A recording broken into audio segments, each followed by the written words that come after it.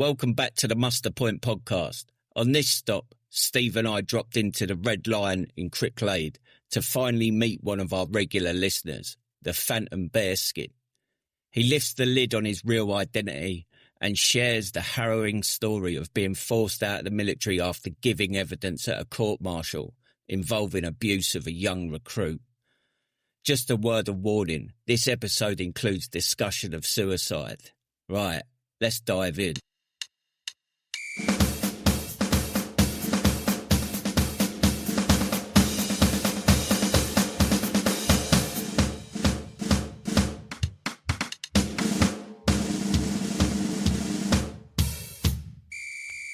Do you want to introduce yourself, Phantom Bearskin?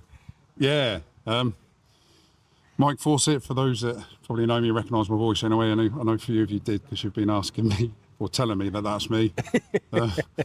Ex-Grenadier Guards, well, started off in the household cavalry and then fed up of scrubbing horses' cocks and shoveling horse shit.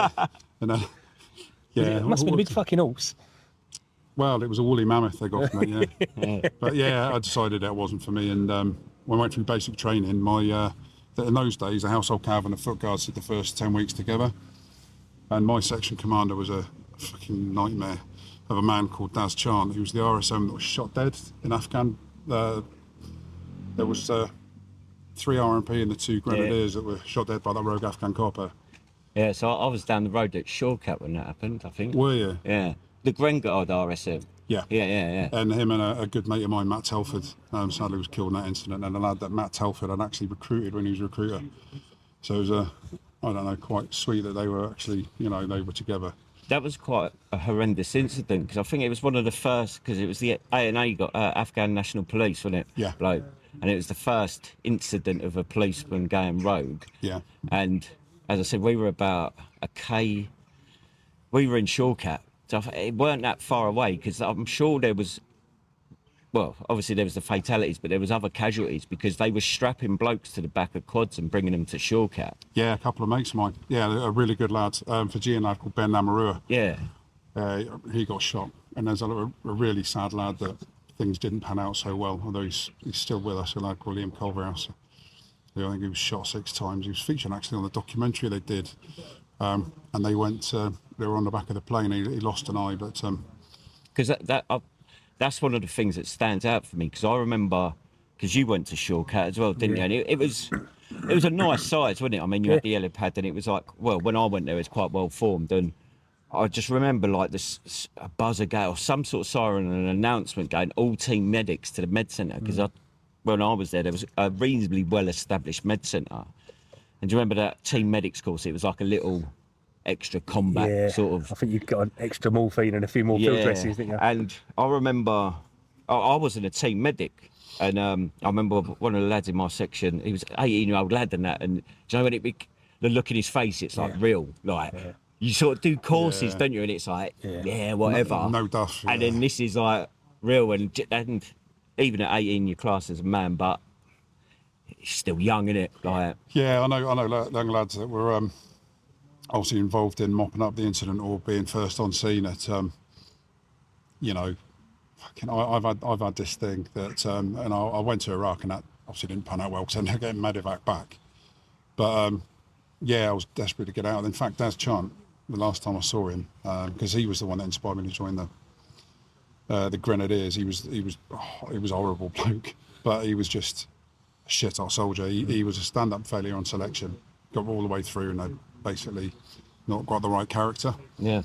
I can, I'd never assassinate a guy's character, but I can understand it. He's such high standard. He didn't have time for anyone that he, didn't come up to his standards. And I think he would probably be quite vocal and obviously working in small teams. But he impressed me. He was that impressive because I should by rights be a Coldstreamer or a jock. But he was my section commander in basic training. He went off after he failed selection. He ended up as platoon sergeant. I think it was in the Pathfinders. And I thought, I want to be where he is. I want to be, So I cut across to the Grenadiers. That's how I ended up as a Gren. But lads that are involved in that incident, I know, like you say, 18 years old. Yeah. You're on your PlayStation, not long out of training. and then you've got to go and confront that. It's And the lads who weren't injured are just told, come on, we've got to get on with it now. Yeah. Get over it, and get you back on patrol the next day. Yeah, that's it. Yeah, as horrible as it is, I mean, you can picture what it would be like in World War One and Two. Yeah, we appreciate half your mates have just been killed, but we've got a job to do. Yeah. We can't stop. We've got to get on with it. And that's what I'm saying. But for the grace of God, I went to a thing called Grenadier Day, which is every year, and it's generally where the Grens are based. We'll have a big day for all serving and ex-Grenadiers come along. They have like an arena and various shows and stands and stuff like that, and obviously the beer tents. And I was in the Sergeant's mess tent, and I remember saying to him, actually, he was an older shot, "You all right, Mick?" He said in his voice, but fair play, he was behind the bar, popping cans for everyone. And I actually said, I'm trying to get on the next Herrick that the Grens are on, because I joined the TA. That was a little short-lived. I moved to Switzerland anyway, but TA unit up there.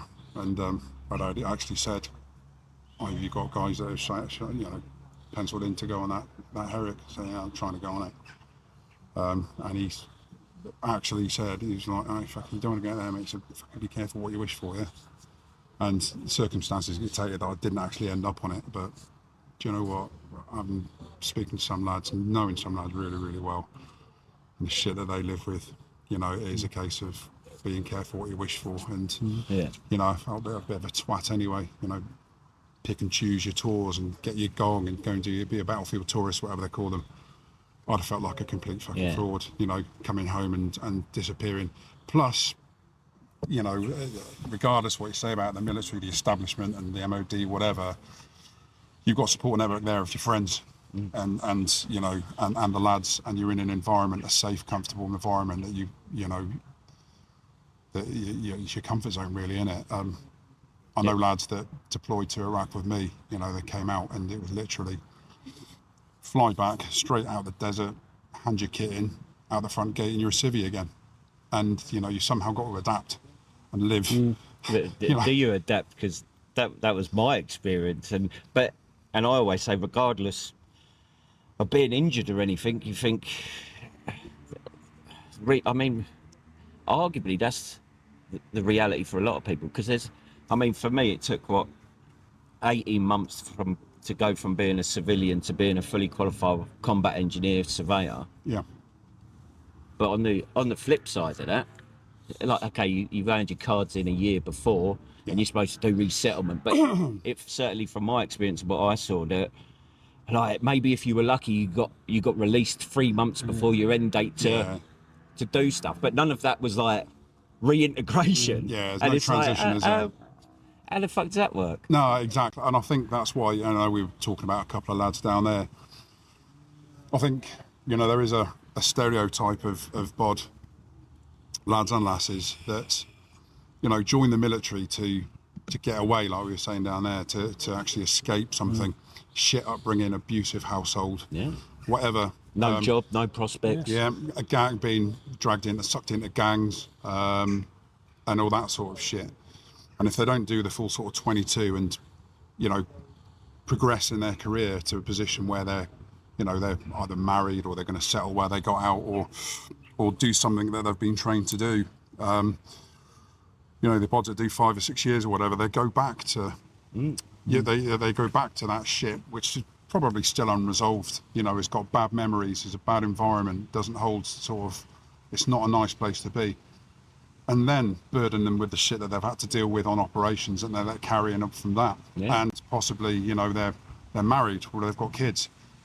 So you're putting them back into that situation when they're probably in a mentally vulnerable state anyway, because they're leaving that safety net. As much as they think, I want to get out of the army's crap or whatever, they don't have that appreciation. And I always think the MOD or the army or unit or whatever should take more responsibility, and be like, instead of being flippant with it, you're getting out, you're dead to us, have a bit of, have you got a job, is it secure, have you got, where you moving to, have you got mates around you, have you got a missus, a family, what have you been like for the last year of your service? Are you one of those hand grenades that gets away with it in the forces, but in Civvy Street you ain't gonna get away with it? Fish out of water. It's like like a transition manager, so to speak. Yeah. Because you've got the resettlement managers that go, oh, I'm going to get you some certificates and a bit of paper and off you fuck.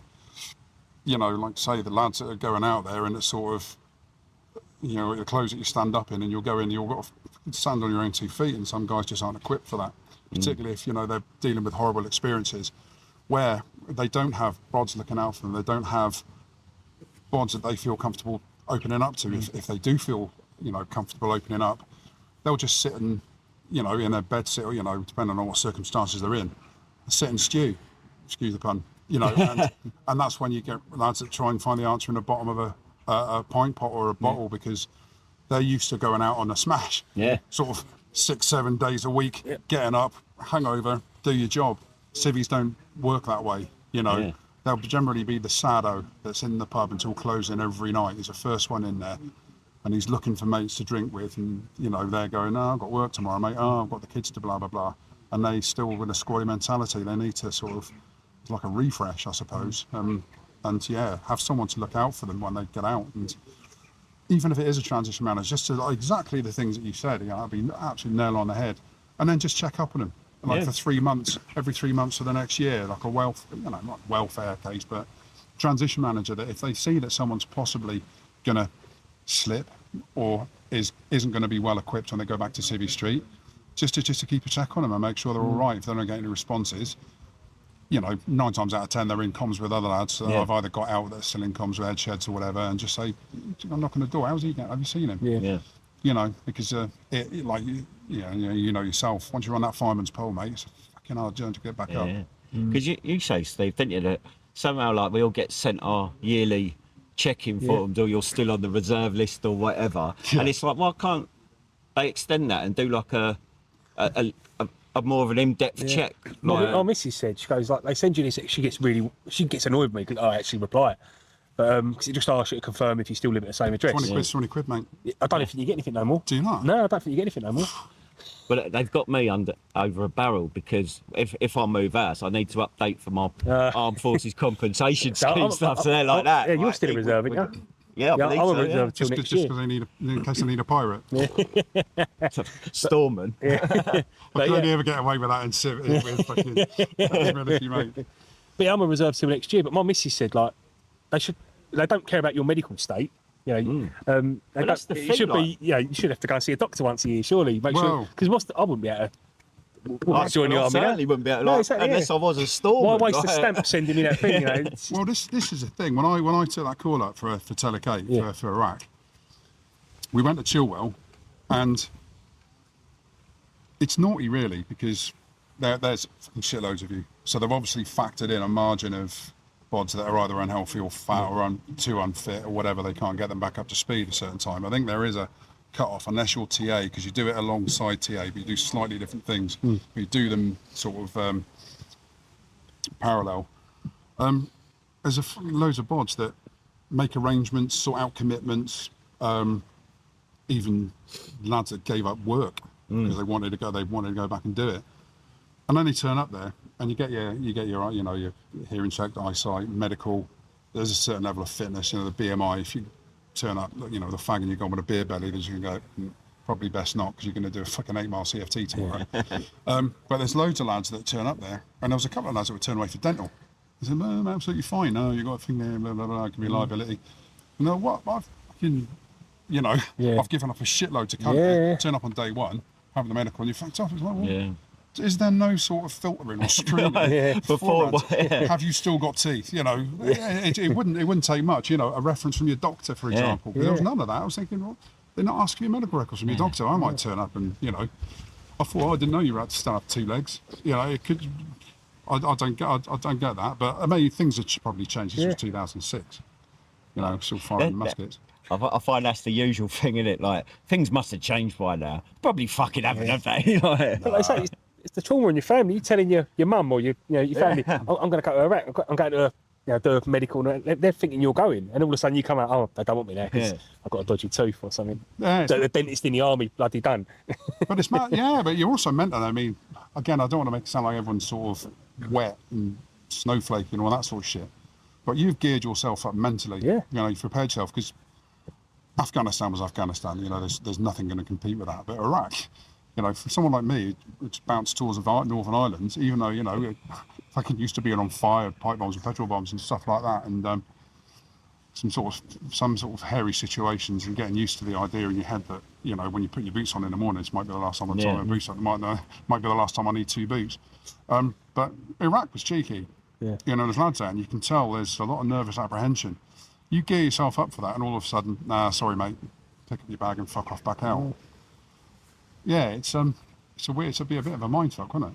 But a 6 month tour is not a 6 month tour, is it? Because you do the build up training to it, and then afterwards as well. You know, you're probably looking at over a year. Well, that was Well, as such a big commitment. As a reg reservist, I got called to Chilwell. I think it was 5th of February, and lads weren't being demobbed until October. Yeah. You know, so you go there, you join your unit, you join their prep, their prep training. If they're too far advanced for you to sort of catch up or knit in, they send you over to Senelaga, and you do it's an op tag over there with fucking every swinging dick that's joining their unit again who hasn't been through the training, and then you factor in R&R and all that sort of stuff, but I don't think any of that involved any decompression, which is mad. And if I'd have been in a position, I haven't had the mental health nightmare I've been on for the last 5 years, if I'd have been a bit more susceptible, if I'd have been a bit more vulnerable, if I'd have been in a position that mental state, I'm not sure, I very nearly wasn't here anyway, but I can see why there's such a high suicide rate, because, it's not what people say. I think the lads say is what they don't say. Yeah. Don't listen. Don't just think if someone, look out for the ones that are saying, I'm struggling, or I'm fucking in a bad place. So the lads that feel that they can't say it or don't say it, I think you learn a bit more from what people don't say as opposed to what they do say. Yeah. There's a lot to be learnt from silence. I've learnt that. Because it may be silence on the outside, but what's going through, like, it's not a guarantee, it's not silence in that person's head. No, you're screaming away. You'll know maybe better than I do, but again, when I was suffering, in the hospital and stuff, mental health crisis, when everyone goes to bed, you sort of sit on your bed or you sort of lie back. You can have a TV, you can have a laptop, you can have music on or anything, but it's like, say to your brain, it's just you and me now, mate. Yeah. Until everyone gets up. And it's. And how have you found support for that? I'll be honest with you, I'm really, really lucky, and I class myself as very fortunate that I belong to a unit that has put something really, really solid in place. I want to smoke up the guy's ass, but he deserves it. He deserves an MDE. When I originally got out, I got out because I had to. I was a witness for a court martial that I won't go into, which was quite a brutal case. And I was one of only 2 serving people that gave evidence. I was only the only serving witness, eyewitness. And there was a senior non-commissioned officer who was called to corroborate dates and times and things like that, and various personalities that were involved. And again, it's one of those things where you say, I hope it's changed now. Certain senior members of the regiment, I was sort of pulled aside and spoken to as in, the fuck you doing? You'll fucking ruin your career. And a guy that was my platoon sergeant who he's quite a famous figure and ended up very high up, but ended up leaving on his own cloud, pulled me aside and said, like, what the fuck are you doing? Giving evidence, a statement. So, well, it was the right thing to do, and I've got to live with the decision that I make for the rest of my life. It's someone's son. If he goes and tops himself, because he was medically discharged overnight, and this really, really bad. Within 24 hours, he was gone, because he basically went on a sniper's cutter. And first thing you do, obviously, is an APWT. He was on the firing point. The guy the range staff that dressed up behind him was the perpetrator, shall we say.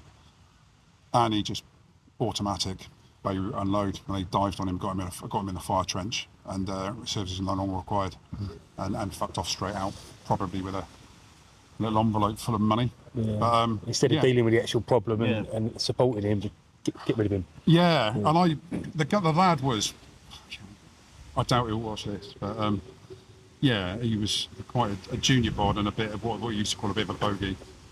Well, yeah, he went around asking when he was handing his kit back in, you saw it, and obviously I was there, mate, because it was on operations in Northern Ireland, so it was sort of not a massive thing made of it, so a lot of people in the battalion didn't even know it had happened because we were in company groups.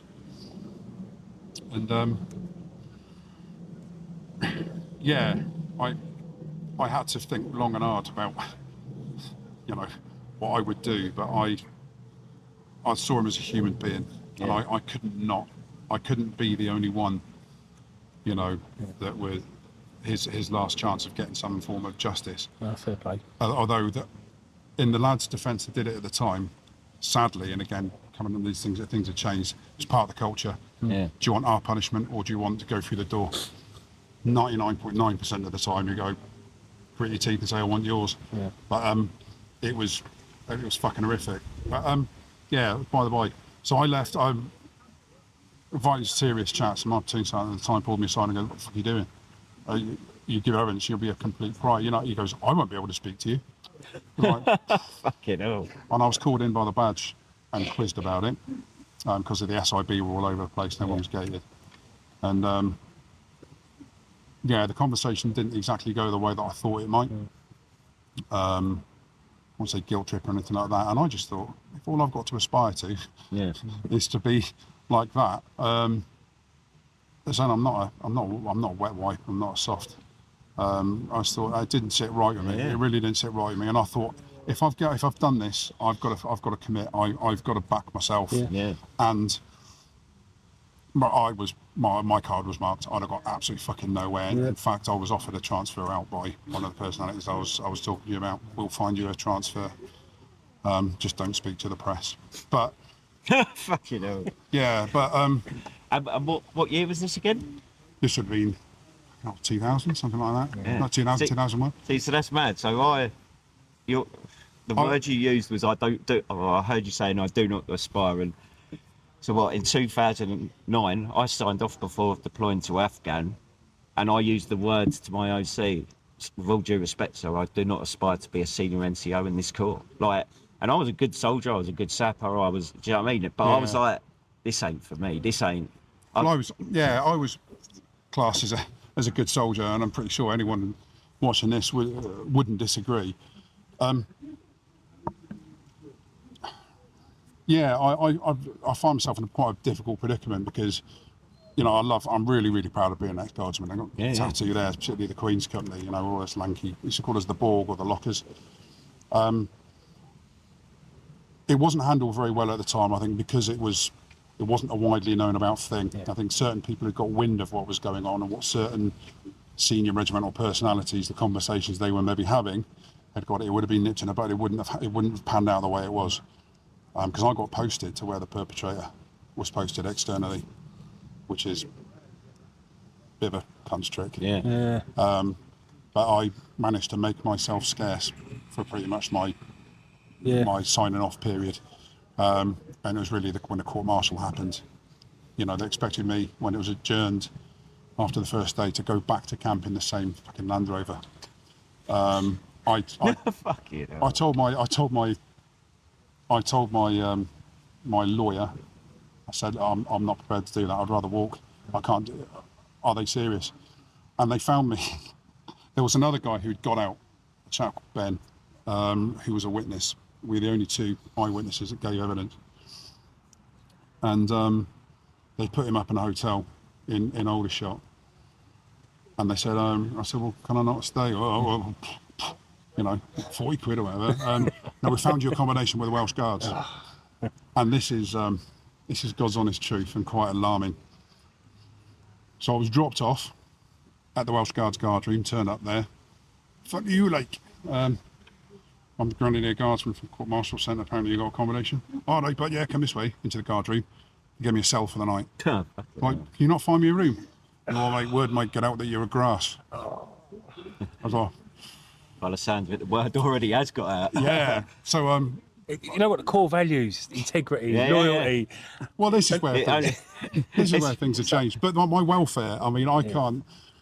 Yeah, when I became really poorly, you know, I was intensive care and everything like that. Because I lost 6 friends during lockdown, 4 of them were suicides.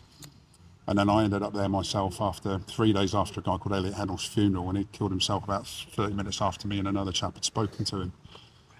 And at his funeral, it was like, fuck, you know, when they heard that the noise that came out of his mother when they carried his coffin out the back of the house, I was stood next to another chap, and it was like, shit, Ola, it's animalistic, you can't explain it. And it's like, you know, losing a son, you know, you couldn't even begin to imagine. And I just say, you know, if that's not enough to put you off doing something like this, nothing will be.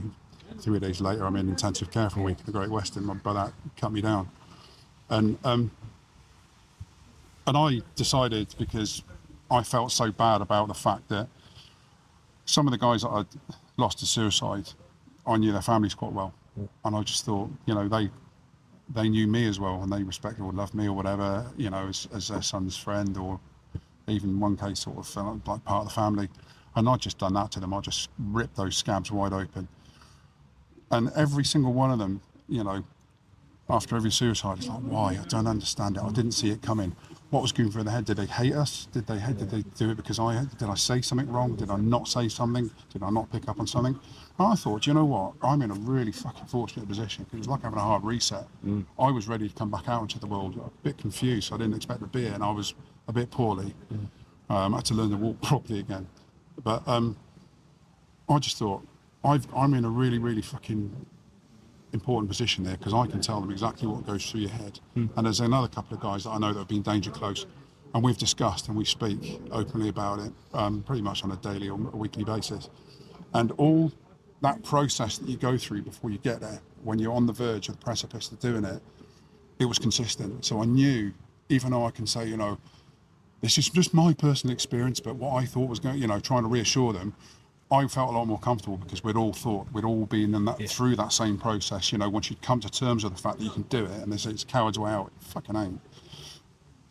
You've got that in your back pocket, and it's the most dangerous place to be, when you know that you can do it. All you're waiting for is a trigger then, and you can be fine for days, weeks, months, probably years. But when you get onto that edge, no more. You know you can make it all go away, and you've got the courage to do it, and you just pull that out. And you don't have control over that. You say, oh, that's all right, because I'll pull myself together at the time. When I went, I snapped. It wasn't sort of, I'm really low, it was I lost my temper, and it was like, fuck the world. I just don't want any more of this. And I instantly felt better, because I had power then. I had the power back over, I owned my own mental health. And that's a really, really dangerous place to be when you're rock bottom, because you don't make those same rational decisions. But since then, yeah, I digress. And I'll stop talking in a minute. But I thought, right, I'm going to vlog. And say, right, here I am. And I took myself for a shuffle, because I was doing a lot of walking at the time for charity. And I went round the North Meadow here, and I thought, right, fuck it, I've got nothing to lose. When I did it, there was, you've seen the little one-horse town I live in. It was 9 at night or something like that. And I think there was a fire engine, because I've got 2 spiral staircases, 2 police cars, a paramedic car, an ambulance. Everyone knows there's something going on, and I'm being carried out. My brother had to watch me being resuscitated on my bedroom floor. So I thought, right, I've got nothing to lose. Why should I be ashamed of it? If someone doesn't go, right, fuck being ashamed of it, nothing's going to change. So I thought I'd vlog it. And I was like, right, this is me. I've been a couple of days out of hospital, come to terms with what's going on. What was going through my mind? How the hell did I get to that position? And hoping it'd sort of reach out. I didn't want to say, right, what he was thinking was, because it's not right. I said, yeah, this is what I was thinking. There's nothing anyone could have done. Once I'd made up my mind, the facade was there. I could be all things to all people, smile, plan a holiday, you know, look at buying another car next week, be saving for our house. Just that snap.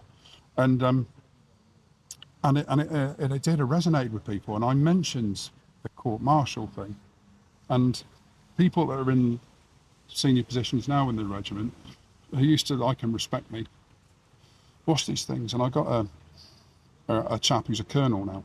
I think he's on a retired list, but he still works for the military. I was his bodyguard. I was his human shield for a 6-month tour in Belfast, and I got to know the guy pretty well, and he's a really good man. Him and his wife, he said, we'd like to come and support you, do a walk with you, because I was vlogging it, because I'm old and I've got arthritis in my spine. I've got a tumour right in the base of my spine. I'm knackered. Which is what happened in Iraq. I've got asthma and a thing called bronchiectasis. All my airways are scarred, and I'm fat, old and unfit. Let's face it, I was a proper. I just let myself go. Too much good living. I'll do it tomorrow. Manana, or I'll cut down this, or I'll start doing the right things. And tomorrow never comes. But I thought, fuck it.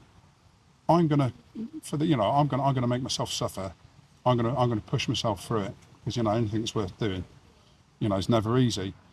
And what I found was, because I got involved in a thing called Walk and Talk for Mental Health, which is before I attempted to take my own life. A really fucking amazing guy called Alex Rigby started up with a girl who's a sergeant in the Royal Military Police called Abby Horner, who sadly gone into a combination and found her mate hanging.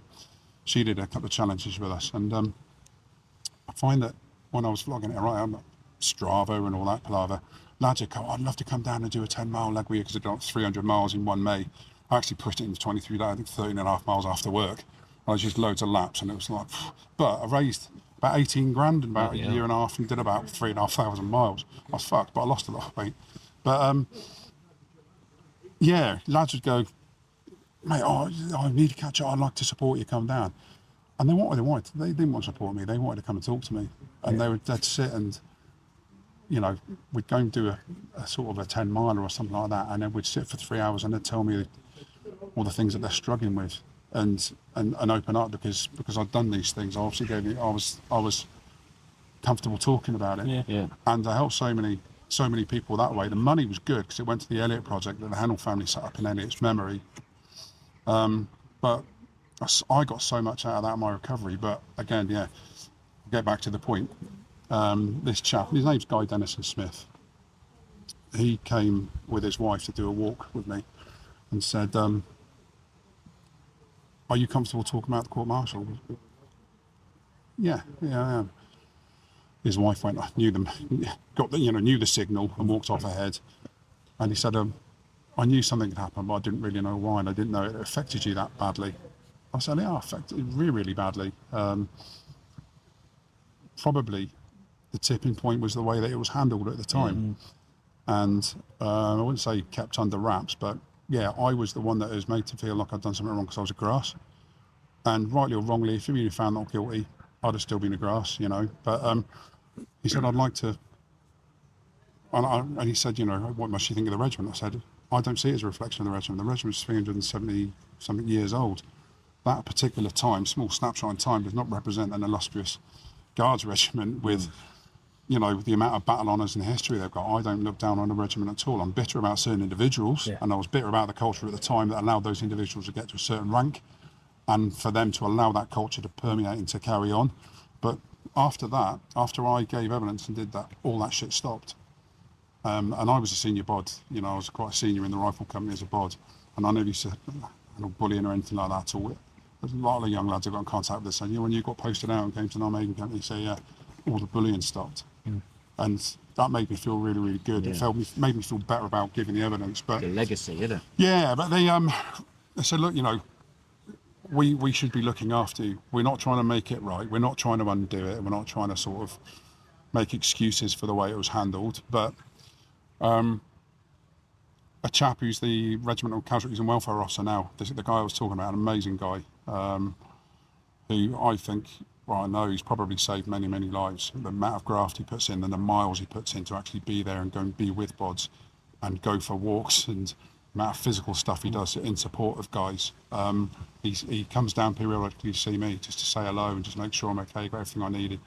And I'll make a confession in a minute. But he came with an LE officer who was a bit of a pal back in the day, and quite a regimental character. They came down for a walk, just wanted to know all about it, and they said, right, we're going to make sure that you're not standing alone. We're going to make sure that you're not carrying that burden alone. And I just got a massive lot of gratitude to the Grenadier Guards and the way it's happened now. Guy DS, Smith, he's now the chairman, I think they call the chairman of the Grenadier Guards Association, is taken over the helm. And yeah, the support network's in place. I'm sure there is guys that will disagree, who feel that they haven't done the right thing or haven't done enough, and I fully get that. But for me and so many other guys that I know who've needed it, they've been there and they really, really stepped up. And I put a thing on LinkedIn when I was on LinkedIn. He came down to see me at Marlborough College and do a talk to the senior cadets, the sort of lower and upper sixth, about the regimental family, the ethos, the sort of stuff that he does, the sort of the way that they work and the support that they provide. And the lesson was like an interest period for the lower and upper sixth. When they get to the upper sixth, a lot of them are generally going in as commissioned officers to one of the three armed forces. And it's basically to try and instill in them that sort of the part of leadership that doesn't really get hammered home about the welfare of your bods, your men and your women, because yeah, you might think you're all right and stuff like that, but if they're not all right, they're not going to do the best job for you. And if you're not an effective leader, you're not looking after their welfare, you know as yourself. If you've got a jack boss, fuck the lads over and stuff like that, doesn't give a shit. You know, it doesn't work as well. You know, the battalion or your regiment or your corps, or your troop, whatever, it doesn't work with cohesion and you know, it is not well motivated. But they're going to, I just want to make that point. I know it's a bit long-winded, but yeah, I've got a lot to thank them for. Yes, there is some sort of culpability to me ending up where I was, but it's the individuals, isn't it? As you said, how can, because at that time frame, unfortunately, in that incident, there was probably a group of protagonists that were bastards. Yeah, and that doesn't take away the fact of the history of the regiment. It doesn't take away even the good blokes that served at that time. Like, and if we allow that to happen, then you could probably it's that resentment and anger builds. Like, it's the fucking entire regiment's fault. No, it's absolutely it's some the entire tossers. army. Like, Well, when I put that welfare thing on, because I started off in the lifeguards and I was in the household cav. And there was a lad that I got particularly well with at riding school before I left, who was lifeguards. He was the ride ahead of me. I put a thing on LinkedIn about Matt Elmer, the Regimental Casualties and Welfare Officer, coming down to Marlborough College, and it's really, really good that they're sort of not just looking after the regiment and looking after the lads and lasses, but then taking that step further and trying to say, right, this works for us. It might be a pattern to follow. So let's try and get some of these junior commanders before they're junior commanders and try and sort of sow that seed. And he reached out to me on LinkedIn. He was having a really fucking hard time. He's done quite well since he's left the military, and said, fucking hell mate, I wish I was a Grenadier. So I'm like, he saw some shit and he said, my regiment, shit, don't give a flying fuck. They put all these senior people in charge of all this welfare stuff to make themselves look good, raise all this money. None of the lads see it. They don't do check up on anyone, cry out for help and you get nothing in return, or they do a token effort and then make a big noise about it. And he said, Grenadiers just seem to be going about it in their own way quietly and just doing it. And, you know, for the lads that are on, you know, it's left to the lads on the receiving end to actually say, in bravo, they don't start making a noise and look at us. And it seems some other regimental corps do it, you know, make a great deal about very little. To make, we look after our people, but they really don't give a fuck. And the Grenadiers, I'm pleased to say, you know, times have changed. And the lads, you know, I feel bad because I got confronted by one of them at Matt Telford's funeral, the lad that was shot with Das Chant, one of the two lads was Das Chant, and I knew I was going to bump into him there. And it wasn't cordial, but there was drink on board, and his life had obviously changed as a result. And he pointed a finger at me. I was responsible, and I just put my hands up and went, if you think so, blame me. You know, if it makes you feel better, blame me. He offered me out onto the rugby pitch, and I said, if it makes you feel better, let's go. And he went, nah, and he put his hand out and shook my hand. I don't expect we'll ever be mates, because he was a mate of mine, both the lads that did it, and that's what hurt. I knew that I was sacrificing a lot, and I knew the lads that did it wouldn't have done it had they not been full of piss. And this is that army culture thing that changed. It was the night before R&R, we'd been stood down, we'd been dry for months, and they decided to have a company smoker. We sort of handed our ammunition in and stuff like that, and everyone was shit-faced. And you can imagine the scores that were getting settled, frustrations being taken out on op tour, You know, you don't have to be flipping dodging bullets and dash down cruel, but people are away from families, they're in close confines, it's stressful, you know, and it would have, in my view, it was a mistake to say, right, here lads, here's unlimited alcohol, get as smashed as you like. It was only going to end one way. There was spots getting filled in left, right and centre. And I don't know what I imagine the engineers and the tankies are very much, you know, teeth arm orientated, where there can be quite brutal environments sometimes. You know, you call a spade a spade. If someone needs a dig, they get a dig. You know, if someone fucks up, the best way to teach them is make sure they don't fuck up again. And in those days, it was taken to extremes. You know, nowadays, it was probably a bit more by the book and there's more carrot and less stick. Yeah. But in those days, it was, right, lads, it's going to be a ball ache filling out all this paperwork and blah, blah, blah, and you're only going to blah, blah, blah, blah, blah, or you can just take him around the back and give him a fucking hiding. He won't do it again. And that's what it was, and that was the culture. And I don't bear any resentment to the lads. I was getting messages years later, anonymous messages, grass this, grass that, fucking turncoat wanker. Even when I was having poison pen letters, fucking cut out Nuts magazine, grass and stuff like that. Waste of a magazine there. Pushed under, yeah, I know. Yeah, pushed under the door and stuff like that. You know, I knew I'm gonna have to get out, but I wasn't gonna make them I waited until we were on the next operational tour, and that's when I signed off. I wasn't gonna let them see that they'd push me out. Yeah. But it fucked me up for a long time. It really did fuck me up for a long time. Maybe a sense of injustice. Maybe I felt like something was taken away, was stolen. And I think, you know, fuck. And you were made the villain for ultimately doing the fucking right thing. Yeah, right? Yeah. I wasn't gonna. We all got sort of confined to our rooms and wondering what the fuck's going on. And then we heard that the military police were in camp, the SIB were in, and certain names were getting called. Certain lads that knew what had happened and had seen what had happened, because I wasn't even the witness. There were two guys that were in the room hiding under duvets. One of them was told to get out or he'd be next, so he legged it, and he's been to see me since. He drove all the way down here from Worksop, from Sheffield, and sat in a Costa with him and said, come down for a wedding? No, mate, that was a cover story. I just wanted to speak to you. He said, because I was there that night and I was the one that was told to get out or I'll be next. He said, I hid in the shower all night. And I said, no, I didn't have the balls to give evidence. And I see you took all the shit. He said, and I hated what happened, but I just didn't have the courage to speak up at the time. He said, if it happened now, of course I would. He said, but it turned him to drink. He felt so bad. And he said, do you hate me? I said, why would I fucking hate you? So I was so close to doing that myself. I actually left and they said, you're like, right, who's next? Oh, fucking Foz, right, Foz, yeah, you're too drunk, all right, don't remember a thing. Righto. So I sat in front of these two guys, and my dad served 23 years in the RMP. You know, so I know the score, and I'm one of the people that's actually got respect for him, regardless of whether they think they're hobby bobbies or fucking whatever, monkeys. I sat there in front of two suits, and I said, I suppose you're going to tell us you were pissed and don't remember anything. I said, I haven't said that. And you can see them both go, okay. Thanks for being honest. Not teetotal, are you? But, no, I said, I'm not saying I'm not gay. Can't say that nowadays. But a euphemism. I said, do you want to go away and have a think? I said, that'll be all right.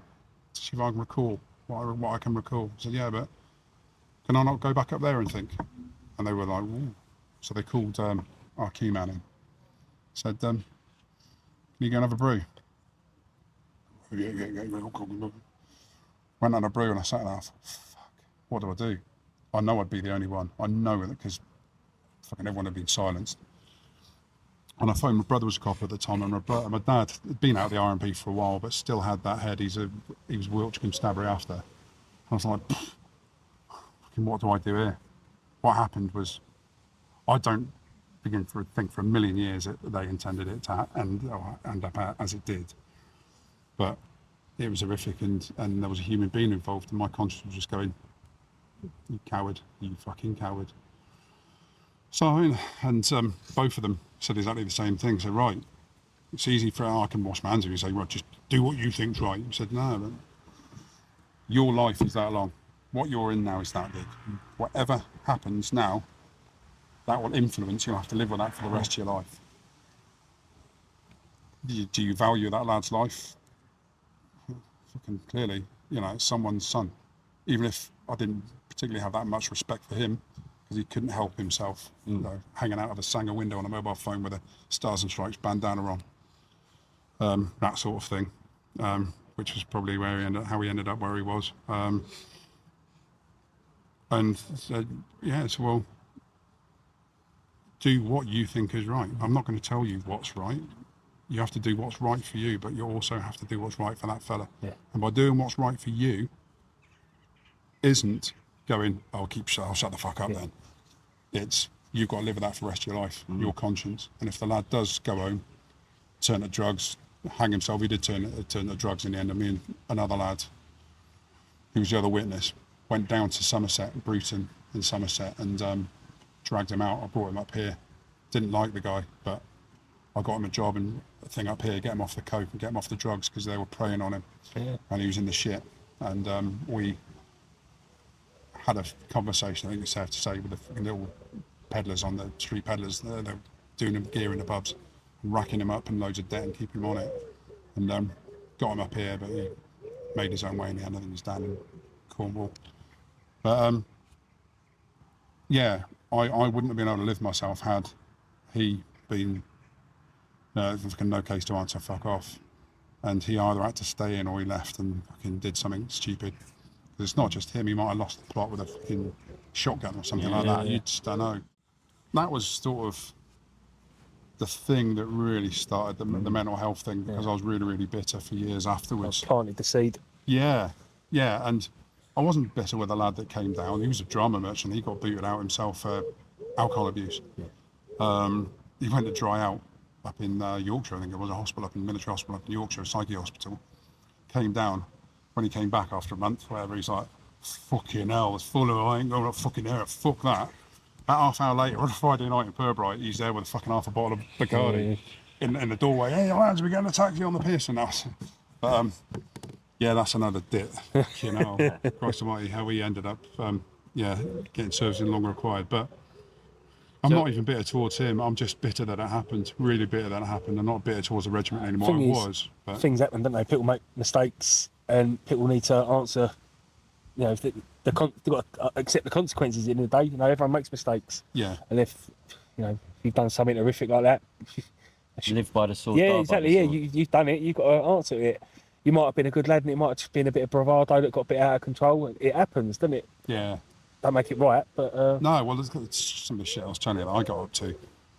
I wouldn't dream of doing it nowadays. I find it funny. Yeah. I still find it funny. Probably funnier that I got away with it. I think, from what I understand, the stuff you told me, the stuff I used to get up to, is completely unacceptable now. I think. Yeah. And but I'm not sure I agree with that. I think. The thing is, I'd never do anything that someone else would suffer for. I couldn't do that anyway. I'm too soft. You know, I am a gentle giant. But yeah, shenanigans. But if someone deserves a bit of retribution, deserves a bit of retribution. But I'd never do anything that would affect anyone or make anyone's life any more miserable. You know what it's like when you're a junior bod turning up to your unit. Yeah. Fucking hell, pranks, and you're the bitch, aren't you? The lads are fucking unhappy anyway. Lads are down. Why make their life even worse by, well, I had it done to me and it didn't do me any harm, really. Yeah. Look at the state of you. Yeah. Well, you could argue the fact that they're passing or doing the same thing shows that it fucked you up. I think I'm in two minds of that. There's a limit. I think, like, for instance, where I work, apprentices, they get away with murder. They don't get pranks played on not nasty pranks, but get sent to the stores for a long wait and stuff like that. Oh, no, To be fair, I think working from the ground up. If I'd probably done that to an apprentice, I'd probably get sacked if I told him about the stores and get tartan paint. Do you know what? I'm old-fashioned enough to agree with you there, because if you're at the bottom of the ladder, it's not one of these, you've got to suffer because everyone suffered. No, you've got to learn every aspect of the job. Yeah, and you've got to do the graft. You get the shit jobs. Someone's got to do them. And do you know what? That's you, JB. One of my bosses, he was probably about 27, 28, and there was a breakdown at my work, and got this machine running, and he said to me, what was the problem? When I had a flux capacitor needed changing. He went, okay, text his boss. And everyone was in the smoking area, and everyone was like, oh my God, does he just really believe that? And his boss Not went, old enough to watch Back to the Future. Yeah, his boss had then sent it to his boss, and none of them knew. And then later on in a meeting in the afternoon, a very senior manager's going, have we got any more flux capacitors in case it goes? And we're just, my God. Do you know the saddest thing of all? And I'm not just saying it, infantry, but there are some junior non-commissioned officers and senior bods that are just thick as shit. Yeah. And sadly, to get yourself left alone, you have to pretend to be at their level, or pretend that they're funny, or pretend that they're really clever. Yeah. And I can't remember who it was that sent me off. I was at the Making Company. I'll go to the cookhouse and ask for a leg of mince. And instead of going, yeah, very funny, you go like that, and off you fuck, you know, walk out the door, give it 5 minutes, come back away, oh, very good, and they go, that's you done. You know, you've got to pretend, you're really funny, Corporal. You know, you've got to pretend to be at their level, and I'm sure the infantry's not the only arm or sort of services that's afflicted with these individuals that, you know, they reach their ceiling quite early. But it's brutal, but it's part of it. It's playing the game, isn't it? It's playing the game. You can take, you know, there is going too far, and there is having a bit of a joke. There was a guy called well, I'm not going to say his name actually. He got moved out of our rifle company. Fucking lunatic, this guy. Everyone know I'm on about sawdust, right? Yeah. We're in Canada. We're in Canada, yeah. It's a play on his surname. He was on and what he had between his ears. We were on R&R in Canada, right? And his platoon sergeant was Daz Chant, who is, you know, the most brutal, disciplinarian, high standards, and brutal sense of humour and brutal punishment. You know, he was as fit as ridiculous. His arse was as wide as that well, but he had lungs like an ox. He was just outrageous. So we were on R&R in Canada. Come to the end of our 5 days, Sawdust decided it'd be a great idea with Daz Chant as his platoon sergeant, who's going to be on the same coach, to go and get highlights put in his hair. So we ended up getting his head shaved. I don't know where they found clippers from, but he comes and walking up the back of the coach, there's Daz Chant. Oh, yeah. And, as soon as he walks on, there was just stunned silence. It was like, you really? Genuinely? Good time, and that. You fucking idiot. But he was sent off to see the quartermaster, whose daughters were fit, and he wasn't a quartermaster, was he? He was head quarter company, tech quartermaster or some quartermaster, QM Tech, and his daughters worked at Sandy's and Purbright and were fit. So Sawdust, right, got sent to go and work in our stores before they fucked him off to another company. So he was a storeman. And he used to laugh at everyone going out and doing PT and stuff like that. Knowing it just get filled in, or someone to do. They put his bed space in the bathroom, and so, you know, bed end him and stuff like that. Our Q bloke got wind of it and did the old-fashioned, gave him 2 fire extinguishers in a sealed envelope. Go and see the QM Tech, tell him I sent you, right? Hand him this note, right? And keep your mouth shut. If anyone tries to stop you on the way, tell them to fuck off, don't care who they are, you've sent specifically from me. So off you fuck with these 2 fire extinguishers, bang, bang, bang, dabs in, absolute. What do you want, dickhead? Grouchy old LE officer, handed in the sealed envelope, opened up the envelope, and there's a note that said, let us shag your daughters, you old prick, or I'll squirt you to death with these. Yeah. So just out of interest, bringing it back to you, obviously you've said that you're old, or you're getting older. 52 next week. You got asthma, you got fucking fucked back like a lot of veterans. But how's the mental health side? It's good. Yeah, it's good. I was diagnosed, again, it sounds like another violin. I was diagnosed recently with ADHD. And it's something that I knew that I wasn't quite on the same page as everyone else. Well, who does the sort of shit that I used to do. And I started the medicine titration for it about 3 months ago, and that's resolved a lot of issues that I had. Not just because, you know, the lack of concentration, because I left school with a B in English and GCSE, that was the only thing I got. And I've had a fairly sort of successful career. So something wasn't right. I just couldn't do the academic, I could not process things on my paper. It's allowed me, it's slowed all my thoughts down and allowed me to choose what I focus on. Right, ADHD is a weird thing. Everyone's got the symptoms, but it's just the severity and the fact that it's permanent. You get a distraction here and always. We're talking, if there was a distraction, like we were a kid fucking bouncing a ball off a wall, oh, I'm sorry, I'm there. I wouldn't have a choice in the matter. I'd probably be with you. It's allowed me to manage my thoughts a lot better, you know, because thoughts become emotions, emotions become actions. It's allowed me it's slowed my brain down and allowed me to think about things in a more rational manner, as opposed to, you know, it's like yourself. You're having a bad day, you know that every other bit of shit's just going to go rah, and jump on and compound it. It allows me to slow all that down and park it. I'm doing all right. I've had a few wobbles. I'm not fixed. I don't think there is such a thing as fixed. You just learn to live with it. Yeah. You know, you learn to cope. You know yourself. You guys know as well as I do. You know, I'm not saying anything new, or I'm not certainly not an expert on the subject. But, you know, for those that maybe don't know, you know, you can't undo things. They can't unhappen. You can't turn the light off. You can't put them away for them never to come back again, because they come back when it's most inconvenient, you know, and come back worse. You learn to confront them every day. You learn to live with them, and because you can't move forward, can you? If you've got one foot in the past, or if something's going to keep dragging you in the past, you ain't going to move forward. Yeah. So I've learned to do that.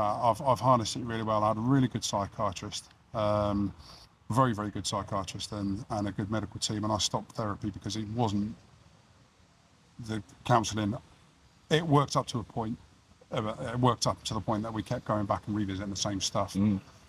But yeah, I'm in a good place. I'm in a good place. I'm aware enough, presence of mind enough to know when I'm struggling. I've got an action plan. I know what to do. I think it's that, isn't it? That it's awareness. Yeah. The term living with it, almost, I don't know, for me, it's like a bit negative. I'm going to be like this for the rest of my life. But I think what you're alluding to is life gets better, right? Yes, yeah. And you've been to the fucking depths of it. And you sat here and you said, yeah, I have bad days, but I manage it. Yeah. It's like accepting, because I got diagnosed with ADHD and I'm on the same medication as you. And that's why I said, like, that noise, I'd be there with you. Yeah. And prior to the diagnosis, I guess I fucking hell, just concentrate on what you're doing, Stuart, and like beat myself up. Whereas now it's like, yeah, that's me, mate. Like, almost like, them two will have to like deal with me looking at the boy bouncing the ball. Like, do you know what I mean? Like, you just it's accepting that is part of me, and accepting. Well, it's knowing, isn't it? That it's really, really useful to know that, you know, you're not an idiot, you're not ratty, you're not blah blah blah. It's just who you are. It's what you. It's. And it doesn't define you. It doesn't. No, it doesn't. I mean, I've not been shy in saying it because, again, I think it's so misunderstood, and it's the same with the mental health thing. I mean, coming in this pub, it used to wind me up, and something that I've vlogged. When you get people to sit there and go, "Oh, I'm lucky, mental health thing doesn't affect me. Oh, I'm lucky. I've got." It's like, mate, you don't have a fucking choice in the matter. Yeah. You know, when it hits you, you can be as strong, as fast, as intelligent, as resilient as you are. We've all got the same size brain. Yeah. It works in exactly the same way, and it has a habit of catching you out. You know, like I say, I've had this once with a guy who was a bit of a narcissist, and he had a nickname that matched his personality, and he had to have the best car. He had to, you know, he wasn't shy. You know, if you should brag about it, he wasn't shy about what he had and how successful he was and how wealthy he was. And, you know, if you've been to Tenerife, he's been to 11 Tenerife. Yeah. And his wife left him with the kids. So he's got these two boys, and she just fucked off. Imagine what that did to his ego. Yeah. You know, thinking he's God's gift. And he was man enough to actually say, mate, I'm sorry, until it hit me. And he had, you know, it plunged him into his own crisis. He said, I didn't understand what it was. So I didn't have the right. I didn't even know to say whether I could handle it or not, because I didn't know what it was. And it's a really, really hard lesson, you know, and it frustrates you. And, oh, I'm all right. Oh, it doesn't affect me. No, I'm all right. You know, I went to war and blah, blah, blah, but I'm lucky. I've got the, you don't get a fucking say in the matter. You know, you've got to respect it. You've got to respect it. I believe, in some ways, I'm lucky. I say I'm fortunate that I'm a recovering addict, or at the time I was an addict, because it's allowed, I've been in that position to go to rehabs, to do a lot of work on myself, and your normal person doesn't get that opportunity. And I believe if you've been to the bottom, I think I put it on your I commented on one of your posts and that, like, the harder you fall, the stronger you rise. Yeah. And that, it's learning something from every time I've had a crisis. And I had one recently where I need to take a step backwards, because I'm still relearning. It's weird getting back up to speed with work, because the job I do is, I wouldn't say it's any harder or difficult than anyone else's job, but there's a lot, and technical info, there's a lot of info to absorb and to retain, and that info changes all the time, so you've got to keep up. My brain, I lost the capacity to do that when I became really, really ill, because the ADHD, you know yourself, you learn to live with it. Yeah. You develop your own coping mechanisms, and your own methods of achieving what you need to achieve that other people just seem to stroll towards. You need to employ little things. I lost the ability to do that, so I was like a fish out of water again at work, in familiar surroundings with people that I knew who were comfortable and stuff like that. But I was, I was shaking because I'll make an idiot of myself. What if I speak up and say the wrong thing in a meeting in front of important people? What if I send an email I've missed something, and everyone's working to something else, and you're still on old information that you've been told? Yeah. And I was so scared. And again in 2000, the police came and got me from work.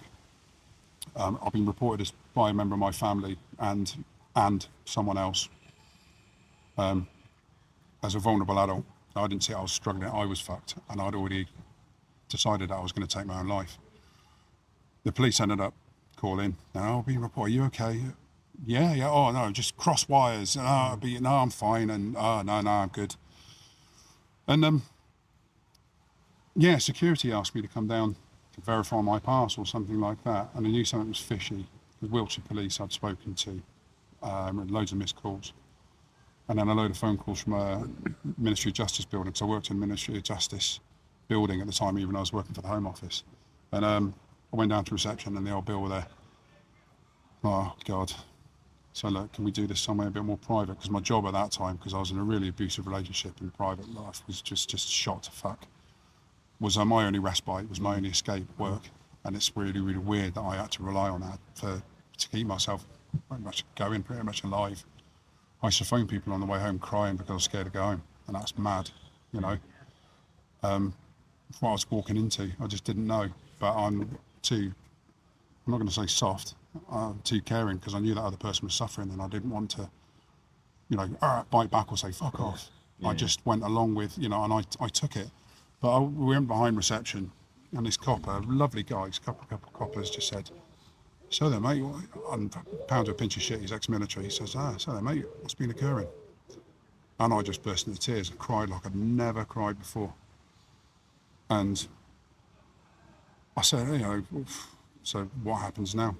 I just completely spilled the beans about, I'd already ordered the stuff to take my own life, but my neighbour, Amazon hadn't delivered it. It was a load of gym ropes with the metal eyelets that you loop around beams and stuff to fashion it into a noose. They hadn't delivered it when they said they were going to deliver it. And you have to classes there, guys. Cheers. Thank you. And when I was at work, I was in London, and they delivered it to my neighbour, and she worked in IT, and she'd gone off to the States for a week.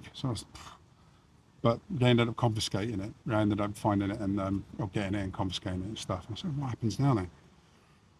They said, you're going to have to come with us. And what, to the police station? No, we're going to take you to hospital. If I got a choice in the matter? No. So you're going to get cuffed up. You're in detention for your own safety. You're going to have to detain you under the Mental Health Act. How did I get here? I was very lucky that a colleague already sort of sussed that something was going on. And I picked up the phone and said, "Look, mate, he said, "I've already done it. Where are you?" Came downstairs, and the copper said, "Have you got anyone in London that you know, or anyone can be with you or get here?" So the only two guys that I've got, there's a little three amigos thing we've got on WhatsApp. We all not sort of suffered, all ex-Grenadiers, different generations. And one of them's a copper, there's a colleague of yours in Kensington and Chelsea. He said, "Have you got his number?" I said, "Yeah." And phoned, and the guy obviously said, "Oh, dickhead." He went, "Haha, no, it's not Mike. It's one of your colleagues." And this guy said, "I thought you'd done it. I thought you'd fucking done it," because we'd talked about it. We'd talked each other down and given each other strength in the middle of the night and stuff like that. That's what our little group was. And one of them was, the other guy was Elliot Hennell, sadly. And it was on that chat that we were having and keeping him going before he sadly took his own life. But yeah, so I was put in cuffs, taken in a police van, and I said, "Look, is there any way we can do this a bit more subtly? Can I walk ahead of you or behind you?" "No, can do, I'm afraid. We're in Petty France in Westminster. If you jump in front of a bus, mate, it's on our flick." And my colleague said, he's a big guy, Irish guy called Alan, big rugby player. I said, well, what if one of you walk ahead? What if you want behind? I will walk roadside of him, and he ain't getting through me. And they went, okay, we trust you. And I just thought the compassion and that he had. I only knew him as a colleague. And so I ended up St Thomas's Hospital. Gaz blue lighted himself back to his station, had it in his taser, and said, boss, I've got to go here for this guy, for this. Go. And he blue lighted himself to St Thomas's Hospital, and he was there about 5 minutes after we got there. Unfortunately, Boris Johnson had been elected leader of Conservatives that day, so it was quite a long route to get through Parliament Square. St Thomas's was the other side of Westminster Bridge. And then about 10 minutes later, Elliot was there, and they stayed with me until about 2 o'clock in the morning. Gaz said, look, I've got to go, mate, I'm on shift tomorrow. And Elliot stayed. And then Gaz, before he started his shift the next morning, bought me a big carrier bag, dressing gown, toothbrush, toothpaste, socks, pants, and Elliot came straight away, came back just to make sure I was okay and be there for me, knowing that I didn't have anyone. And I was scared because I was in a mad place. I just saw the light had come on. I was thinking, I'm in a strong room. They've got a special strong room. You can't hurt yourself. And there's 2 nurses and the security guy 24/7 watching me go for a piss and stuff like that. And, I'd been suited and booted with my laptop bag and everything on the tube, that morning as a sort of anonymous, London, respectable, blah, blah, blah. And I'm in issue tissue hospital pyjamas being treated like a child, having been danger close to taking my own life and confused as to what the fuck I was doing there. But I didn't tell you about that one, did I? But that was the thing. So when the suicides and stuff happened, I thought I'd dealt with that because she left. And Elliot saved my life.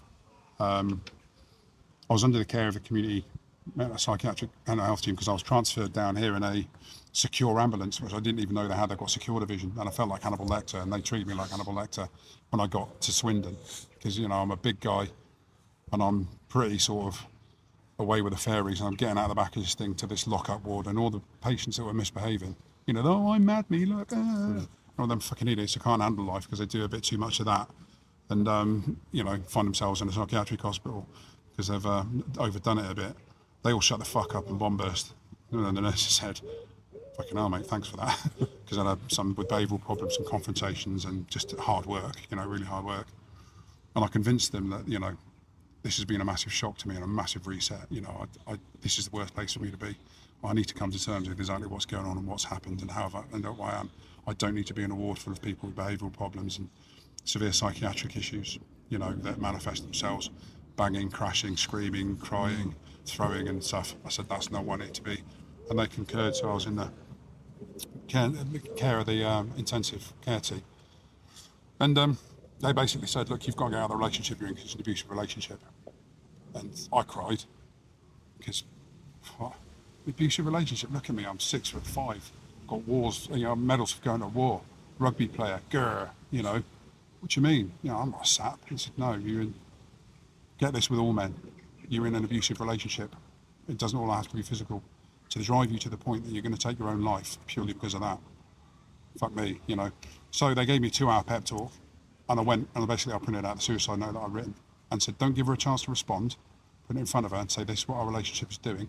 If you insist and keep on going, and it wasn't a case of you'll be sad that I've killed myself. It'll be a case of, do you want everyone to know that was you that did this, which is all she cared about, her image and her. So I did that, and I met my brother up the road here, and I had a phone call, and I was shaking like a shitting dog, and I just had loads of messages. Have you done it yet? Have you done it yet? Have you done it yet? And it was Elliot, and yeah, I am. Yeah, I've done it, mate. How are you feeling? I said, I'm shaking like a shitting dog. I'm meeting my brother, and I don't know where I am at the minute. Phone call 5 minutes later. Where are you? Oh, I'm in Cricklade, mate, with my brother. No, where are you? I'm at the club in Cricklade thing. It's like a posh sort of artisan sort of bistro type thing. I knew she'd never go. And he said, right, I need a postcode. Right, he got in a cab in central London there and then after work. Came all the way down there in a cab to make sure I was all right. How do you repay something like that? And then he took his own life and I wasn't able to repay that. And so that's why we do all these things in the Elliot Project. You'll see hashtag the extra mile, because every challenge that I did, or every time I walked 20 miles and I was broken and I was fucked and I was fucking just wanting to call it a day, I'd do one more mile and I'd call it the extra mile, and that was for Elliot. See, when the extra mile for me once, I never got the chance to do it back for him, but that was my little And I told his sister, I phoned his sister once, and I was in bits. I'd done 25 miles or something, and I was on my way back in, and I just wanted to say, look, I'm doing an extra mile for your brother, because I know how gutted you are, what devastated their family. And he saved my life when I divulged to her that he saved my life once upon a time. And I never got a chance to save his, but I'm doing this extra mile. Can you forgive me for not saving him? So, ridiculous. And they adopted the extra mile. And it's good that... Yeah. Legacy. Full of legacies. Yeah, I know. Fucking hell, it's a really cheerful conversation, isn't it? But no, thanks for getting that out. But that's part of my mental health thing, and that's what happened when I didn't deal with that, and I shoved it away and thought, right, that's sorted now. But all the damage had been done, and it was racked away. I'm a big burly rugby player. I've been to war. Yeah. I'll just park that there. Fucking don't need to think about that. Yeah, grr, let's get a pint in, and I thought that was dealt with, but I didn't even visit it. I was like, it's too horrible to think about. And I can imagine lads, who've been and seen and witnessed and had it done, horrific things. Yeah. When they say, oh, you own your own mental health, oh, I'm lucky it doesn't affect me. And that's why I thought at the time, fucking, I was like, I dodged a bullet there, grr, stiff upper lip. And I didn't. And then when lockdown happened and the suicides and the mental health thing kicked off, that just went, yeah. It got no choice. Yeah, you can't even say, go away for a minute, right? I'm just dealing with this. It goes, no, tap, tap, tap. Like someone with a spoon, a ladle going dink, dink, dink on your head. And you've got, you don't get the option, you don't get the choice in the matter. I'm not saying, right, sit down tonight and stare at a wall and think about all your horrible things. It's not a case. It's just be aware that they're there. Fed. Yeah, be aware that they're there, and be aware what's affecting you, and be aware what's making you suffer without you even knowing it. If you're being ratty with your missus, you're barking at your kids, you're doing silly mistakes at work, you're not sleeping, you're driving to work, getting out of the car and not remembering 1 second of the journey. It's affecting your life, and you don't even might not know it. But don't be afraid to just look in that recess and go, was that you? Don't be afraid to confront it, because you're never going to get through it or get over it without doing that. I think blokes are getting better at talking to their mates, opening up about it, and even reaching out. But I think we are getting better, but see, not everyone. Thank you for lads. I can't thank you enough for the podcast that you do, and I've sent to mates clips of your podcast and say, "Hey, what's that?"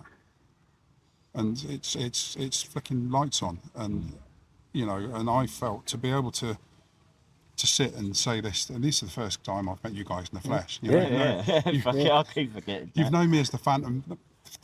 You've known me as the Phantom Bearskin, and spinning shit dits and stuff like that. But to be able to sit and talk to two lads the first day they've ever met them, and come out with the stuff. It's really serious. It's gone really dark. Most of it's really dark. But even though like our podcast, we love doing it, and we work hard. But people sending stuff in and getting involved. It's what it's all about, isn't it? It's just sharing our stories. Don't think that this is indicative of all their podcasts, because they're hilarious.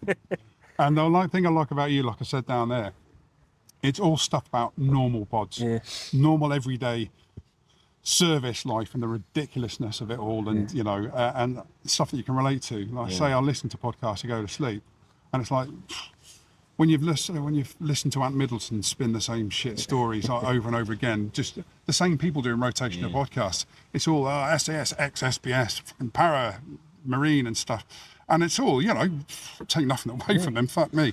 But it's not, stuff that you can sit and, like I said, the first podcast I heard from you guys, first listened to, in 10 minutes, fucking pissed myself going, oh my God, oh yeah, that was blah, blah, blah, or oh, that was me when, oh God, there's stuff that you can relate to, and it does, it's got a serious side to it, because you're providing a bit of a hub for the spokes, and that's really important, but you're coming across as blokes that you can talk to. You're talking, you can talk to about all sorts of shit, the funny stuff, but also the fact that you've been there, you've walked the walk, and you're talking the talk. You're not entitled to unless you've done that, and I feel comfortable sitting there and talking to you guys, because I know that you get it. Yeah, and I'm fucking out. Like, I can't thank you enough for being so candid and going as deep as you went. I think that I was quite humbled by that. Oh yeah, I'm sorry.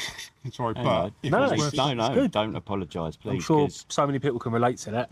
And I was hooked. I was like, what's next? Fucking But brilliant. even if it's one person, Exactly. even if one person goes, and I've had it. I mean, it was 7 people throughout all that period.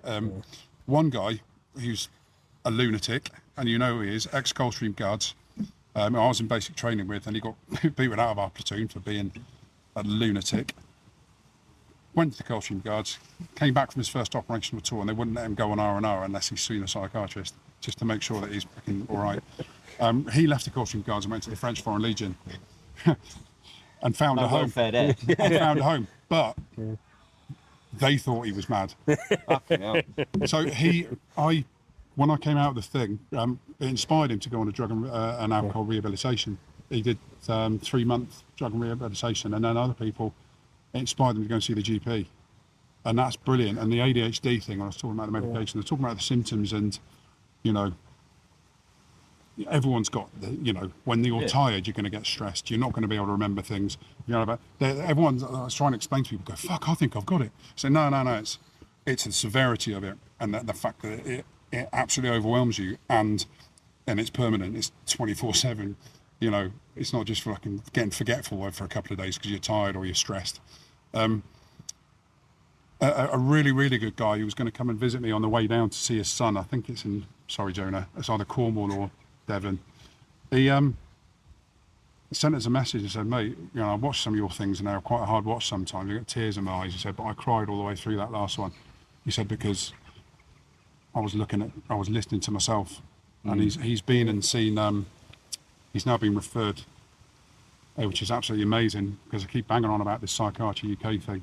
It's a service that NHS can use as a private service, because I got kept booting down waiting lists and booted off them. Somehow they thought something had changed. Oh, we don't think it's affecting his life well enough or badly enough. And so, well, it affected me badly enough when my psychiatrist and a neuro who specialises in neurodiversity referred me after I'd been screened. What suddenly changed? Because you've got a big waiting list and your targets are red, and my GP said, that's bullshit. Actually said, he asked me, phoned me himself and asked me to come up. He said, you've got the letter that they sent? Yeah. Oh, all right, we'll accept you back on the list, but it's going to be 5 or 6 years now. He said, that's bollocks. He said, they're letting you down, we are letting you down. He said, I'm going to refer you to Psychiatry UK. It's a private service we can do. Obviously, we don't want to just flood them, and it's probably going to be expensive. So if someone's in such a position that we need to, we will do.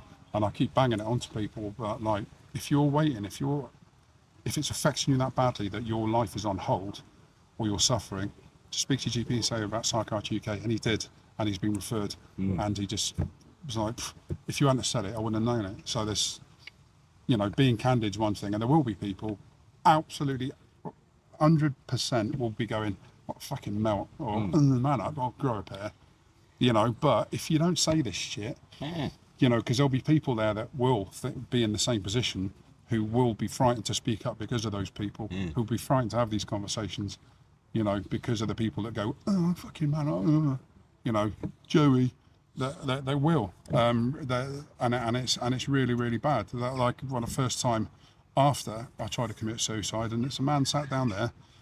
I came into the pub. I had the balls to come into the pub, and of course it was like a big white elephant. Not me, I like white elephant, but everyone knew what had happened. I walked in, and the first person that said was, "Oh, here's the fucking nutcase, still taking the happy pills." But I laugh about it. Here he is, the landlord. He's the landlord of the pub. Do you need a generator? You can sit down there if you want. No, I'm all right, thank you. No? I talk shit for a living. I don't need to put it on the internet. You are now. Hi. But this is the thing, isn't it? Because, like you say, like the feedback we've had off the podcast is the same. Like, you're just two fucking idiots, like chatting shit I can relate to. Like, you ain't special forces, which 99% of us weren't. But the thing is, what else is incredible is like the connections we made, and how this fucker here, the landlord of the Red Lion in Cricklade. Big PR stunt here right now. Lives across the road Great, from me. great place. But interestingly, I'll send the link in a minute. Dad's was... So when I convalesced back at my parents in Alton in Staffordshire, Yeah. he was the landlord of the pub. So I was like, I just got well enough to sort of go out on my own. I was still a bit blurry visioned. Obviously, I didn't have my prosthetic eye, and then I remember it was the. Yeah, you were pretty much shut up actually. Oh, was I it? remember. Yeah, you were pretty. I was like, all right, aye. Yeah, literally. It was like I'm there on my own. Don't know anyone from Adam. You weren't busy. He's come over and he like said, like, literally like that. You all right, mate? Oh, like, what's happened to you, sort of thing. And it was like that's what you needed. That. Yeah. But it was him that because when obviously what happened when it happened, Darren and Char were the first, but that weren't already in there. Me and your brother. Yeah, my brother was and he's been through a lot as a result of that, and again, it's something I have to live with. But he saved my life, and I think he'd rather have done that than not being there, not seeing it. We've changed your spiral staircase to a slide now, so it's easier to get you down. No, mate, when I was outside, I just top window, mate. It's quicker. Kill two birds with one stone. You can't get out of that top window. It's about that big. 2XL now, mate. You're not. I've seen the footage, mate. But I said to him, when I came in here, everyone, the first time I come back in here, everyone known what happened, and it was like, I didn't want it to be taboo. Yeah. I didn't want anyone wrapping me up in cotton wool and going, there, okay, Mike, sit down, pat on the head. I was like, no, this is fucking serious shit, and I'm still a man. Yeah. I'm a geezer. It doesn't make me a weak. It doesn't make me fucking, simple. I'm still the same bloke that I always was. Yeah, You still with that fence panel. and it's a harsh lesson. That was when the trigger. It was, and I He put the fucking fish, flipped and put his fist through my fence down there. and it's quite a thick fence as well, isn't it? Well, it is now. So really So, no, but that shows you. I mean, no one in the right mind would do that. Yeah. And then, but the first time I walked back in here, dickhead here goes, "Oh well, here comes the nutcase, still taking the happy pills," and you can see people going. Dart stops in midair, pool ball stops rolling. But I was like, "Fucking dickhead," Welcome back. Yeah, you got it because it's. don't beat around the bush. Look, No. we all are what we are. Well, it's BAU, isn't it? You've got to get on with life. You can't. I'm not going to go. Although that might, some people might be self-taught by that. But Darren knows me; he's a friend, and knew that it was the sort of friend. But he knew that I wouldn't say he's the same squaddie banter, but the same sort of thing. Well, by the sound of it, he is a bit of a legend because like. He was my support mechanism up there for that period of time, and he sounds like he has been to you. Well, he looks like Bluto from Popeye, don't I? So that's the first legend. Who? I was thinking, have you seen King Gary? Who? King Gary. Oh, we've had that before. But Thick skin though, but it's funny now. obviously. You live opposite him, the pub that he now owns. Yeah. And it's like it come up on Facebook. It's like. How the fuck? What the fuck? Like we're going down there. And then Charlie Brooks. And Charlie Brooks as well. And you've stayed in Cricklade before when you got married. Small world. It is a very, very small world. Fucking Small mad. world. Beautiful place. It fucking is. nice. I've never even heard of it before, but yeah, beautiful. Well, do you know what? Spare room, ensuite, it's always made up. If you ever want to Wanna get come away down from the and go. missus. Yeah, definitely. Or 5 letting rooms, which I'll do. Which you can find, guys, on Airbnb, TripAdvisor, blah, blah, What was blah. that, 50%? It's been brilliant talking to you. Yeah, I'll say I've And I would These just batteries are nearly dead, so you haven't got long wrap now. this up. Yeah, just sorry, yeah. obviously, Imagine. just get yourself down here because the fucking roast dinner was amazing. It was, today, yeah, wasn't it was good. Do you know what? In his defence, he's a good chef. He is, An amazing chef. Well, look at him. He's got a good Yeah, I haircut. know, yeah. He's got a really nice haircut as well. Yeah. But He'd be a shit drug dealer because he enjoys all his own products. But yeah, thank you very much, mate. And yeah, thank you, guys. And reach out to these guys if you need to. They've been out and seen, they've done, they understand. And if anyone out there needs to, in emergency, break glass and speak to me, as you can see, I'll be absolutely candid and I'll listen. I haven't got all the answers. Sometimes I don't even know what the question is. But I get it and I understand. And as you can see, I'm prepared to talk about it and I'm prepared to listen. I'll just listen. I won't judge you. I won't try to provide solutions. Sometimes you just need someone who gets it to just go, Yeah, that's it. he's not going to judge you. brilliant. But thank you very much Thanks. I've got one more thing. Go for it. Show us your war cry. to the camera. A war cry. Can I show you with Willie instead? It's less embarrassing. Nah, brilliant. Really Nah, appreciate it. Cheers, guys. Cheers, mate. So we finally found out who the Phantom Bearskin was. Well, I knew all along. Well, yeah, so did I, yeah. And I think a lot of his friends did, but he's got a unique voice, and he's Yeah. a top bloke. he's a top bloke, and he's. It goes back to that thing of taking responsibility when the chips are down and you're on rock bottom, and there's support out there, but actually doing something about it yourself. Yeah. He's an inspirational bloke, to be fair. I've known him 5 months, something Yeah. like that, and we've been talking. What a lovely bloke, top bloke. Yeah. Yeah. What did you reckon to Darren? Well, it's a mad coincidence that because obviously it was a shock when I knew that they knew each other, but then to hear Mike say, So when you got blown up, you went and stayed at your mum's house for however long while you was recovering, and the landlord did the local pub. You got friends. well, he was the chef, he weren't a You lad. become friends, drinking buddies, and then sort of drifted apart as you do. And then all of a sudden, the Phantom Bearskin. Well, I think I'd commented on his Facebook, and then Darren's gone, what? How do you two know each other? Yeah. But to hear that he had that same response with Mike, obviously after what happened with Mike, and it's that, for me it was that, not like I don't give a shit, because he does give a shit, but it's in like, do you know what I mean? You're still you. Yeah, it doesn't matter. And I'm not having the self-pity and all this. It's like, come on, let's crack on. Yeah, I felt like that Darren had a bit of a squaddie's personality. Yeah. The dry sense of humour, really nice bloke. Looked after us, made me feel welcome, and he looks like King Gary. If you might see King Gary. King Gary. And what do you reckon to your roast dinner? Very nice. Yeah. It was nice. It was up there with one of the best ones after me mum's. Oh, of course. What about your missus? I don't think she ever cooked me. But if she did, they'd be the best, I'm sure. Yeah, exactly. So that was the Phantom Bearskin reveal. We're going to go on a little bit of a break now, haven't we, Steve? We've had a good 6 months at where it's been hectic. It's been longer than that. It's like 8. Yeah. Well, it's 7, 8. Yeah, I don't even know what day it is after time. But it's been busy.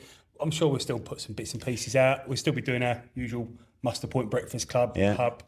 We're going to concentrate. Well, we've got the celebration and remembrance ball coming up. We're going to the Intelligence Corps Museum with our group in the next couple of weeks. We're going to do a few things like that. We've got possibly a shooting day out. Skill at arms. Shooting club. That should be funny. But don't fret, because we're not going away permanently. We're just having a little break, a reset. Yeah, reorg. And we're going to probably, well, by the time it happens, it's probably going to be the new year where we'll come back bigger, stronger, maybe with a bit of a revamp. Yeah, I think I spoke to Mick, the Bearskin. I spoke to Bottle, I mentioned it to him. And, it'd be nice to still get him involved, maybe a bit more. I don't know, maybe have guests every week, different people. I just think it needs planning a bit more, doesn't it? Because what we'll look at doing. We tended to get ahead of ourselves, and then you fall behind, and then you change. It's hard. Yeah. One day that's not our job. Yeah, exactly. When we was at the festival, people were saying, "So, is this your living?" Yeah, I know. Yeah, nah. It was funny though. The military wife choir said, "Oh, so what do you do for a job? Or is this your job?" I was like, "No, I work with drugs." However, I do consider this a job, though. It is a job. Yeah, don't get paid for it. It's a hobby, but we treat it as a job. Yeah, exactly. Professional. So I'm not very professional at work anyway, but we treat it as professional as we can, and So for the time being, that is the Muster Point podcast over and out.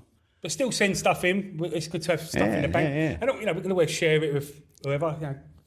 It's always good to keep in contact. All the people that normally keep in contact, please keep. Yeah. Well, they'll keep in contact anyway, won't they? We ain't getting rid of them. Yeah, we've got some. We've got Sleechy. Oh yeah, Sleechy. Bearskin. We've got Bottle. Anyway. Tom Wellard. We've got Mo. Bobby Moore. I've never met these people, but they send stuff in. I'm sure there's loads of other people. I can't think. Mick Knowles. Yeah, the T-Rex. Yeah. We had in the early days we had Stan Stanley up in Geordie Land. Ben the Sailor. Hopefully he's getting on all right at his job. Diggy Dog. Yeah, Diggy Dog. But yeah, all the people who've been sending stuff in, thank you very much. Everyone's really enjoyed it. The feedback we get from everyone is just so positive. Everyone enjoys it. So So until then, see you later. Fall out.